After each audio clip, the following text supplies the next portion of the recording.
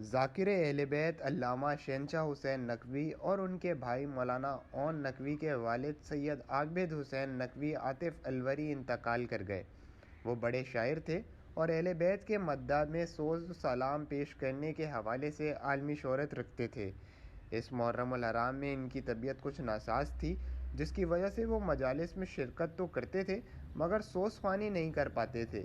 سید عابد حسین نقوی کو اپنے بیٹے مولانا اون نقوی کے قبل از وقت انتقال کا صدمہ تھا۔ وہ علامہ اون نقوی سے بہت محبت کرتے تھے اور مولانا اون نقوی کے سویم اور چیلم کی مجالس میں بھی سوز خوانی کی تھی۔